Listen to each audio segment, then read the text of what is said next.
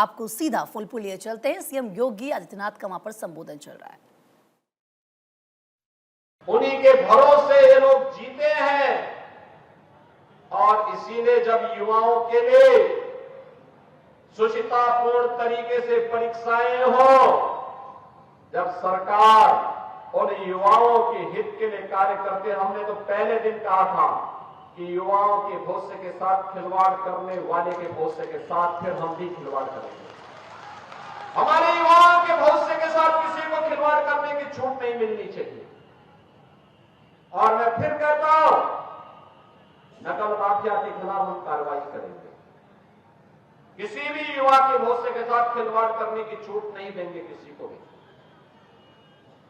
प्रतियोगी परीक्षाएं सुचितापूर्ण तरीके से संपन्न हो, इसके लिए माहौल सरकार भी बनाएगी, संबंधित चयन बोर्ड और आयोग भी उसके लिए पूरी प्रतिबद्धता के साथ कार्य कर रही है।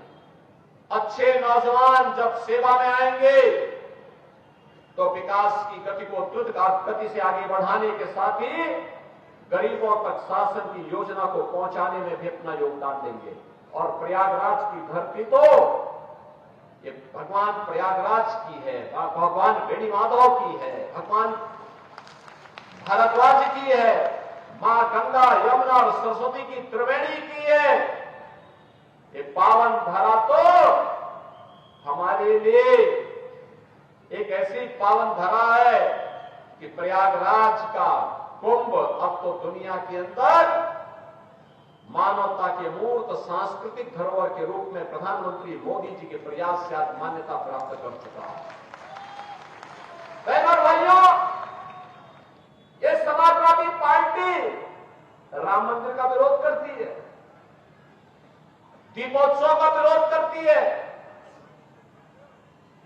देव दीपावली का विरोध करती है, परीक्षाओं की शुचिता का विरोध करती है, विकास के कार्यों का विरोध करती है, गरीब कल्याणकारी योजनाओं को जो गरीबों को लाभ मिलता है उसका भी विरोध करती है। यह तो केवल और केवल बांटने की राजनीति पे विश्वास करती है। बहनों और भाइयों, अयोध्या में 500 वर्षों का इंतजार क्यों हमें करना पड़ा? क्यों करना पड़ा था? क्योंकि हम बटे थे। काशी में क्यों हमें अपमान झेलना पड़ा था? क्योंकि हम बटे थे। मथुरा में क्यों अपमान झेलना पड़ा? क्योंकि हम बटे थे। और जब बटे थे तो कटे थे। बटना नहीं है, एकजुट होना है। याद रखना, भारत की आज की सबसे बड़ी चुनौती है जाति के नाम पर बांटने वाले लोग देश के दुश्मन की तरह काम कर रहे हैं। ये आपको जाति के नाम पर बांटेंगे, तुष्टीकरण की नीति पर चलेंगे। दुर्भाग्य से अगर सत्ता कभी ऐसे लोगों को मिल जाती है तो गरीब हिंदू तक ही लगाई देखते रह जाता है, लेकिन कभी उसको शासन की योजना का लाभ नहीं मिल पाता है। आपने पिछले 10 वर्ष में देश के अंदर 7-7.5 वर्ष में उत्तर प्रदेश के अंदर देखा होगा, 56 लाख गरीबों का मकान मिला, कोई भेदभाव नहीं। 2.5 करोड़ से अधिक गरीबों के घर में शौचालय बने, कोई भेदभाव नहीं। लगभग 2 करोड़ गरीबों के घर में उज्ज्वला योजना का रसोई गैस का सिलेंडर पहुंचा, कोई भेदभाव नहीं। बहनों और भाइयों, 1 करोड़ 56 लाख गरीबों को फ्री में बिजली के कनेक्शन मिले, कोई भेदभाव नहीं।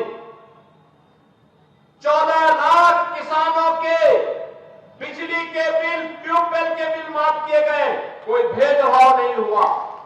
करोड़ों किसानों के से हम उनके धान और गेहूं की एमएसपी के दाम पर उपज खरीदते हैं, कोई भेदभाव नहीं हुआ, कोई भेदभाव नहीं हुआ।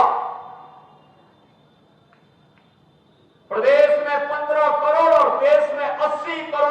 गरीबों को फ्री में राशन दिया जा रहा है, कोई भेदभाव नहीं। एक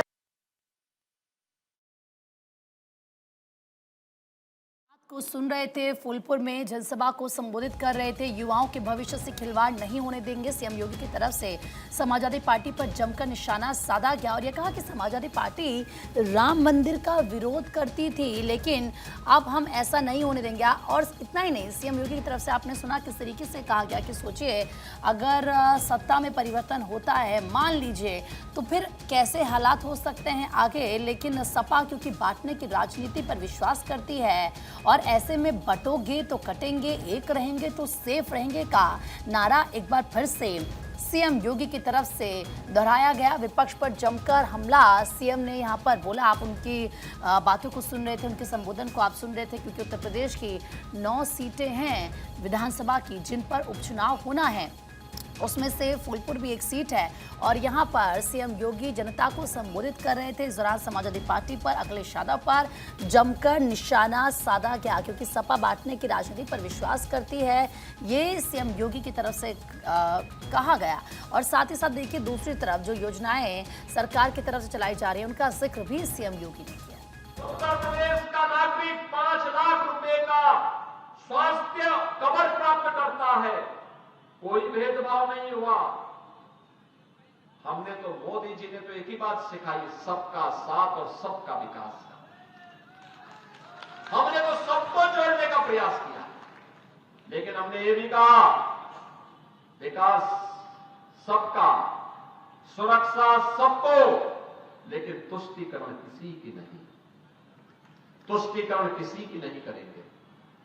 बहनों और भाइयों, समाजवादी पार्टी कहां ले जा रही थी देश को, प्रदेश को? इनका गठबंधन कहां देश को ले जा रहा था? हर दिन एक नया घोटाला होता था, हर दिन एक नया घोटाला होता था।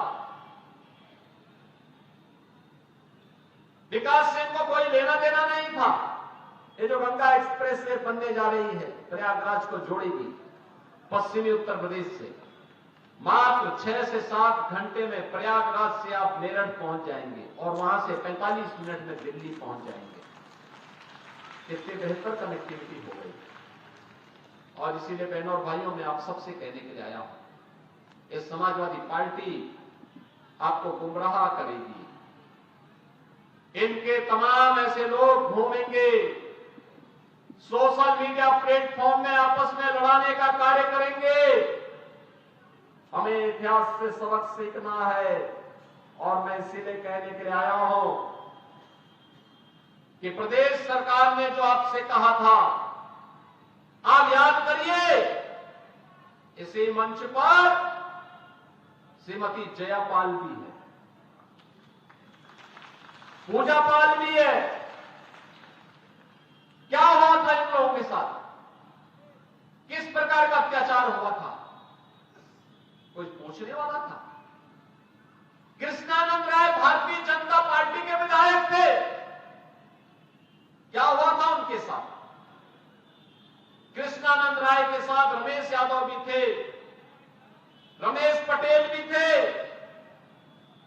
7 अन्य लोग थे, सबकी निर्मम हत्या कर दी गई। इस समाजवादी पार्टी से जुड़े हुए माफिया, दुर्दांत माफिया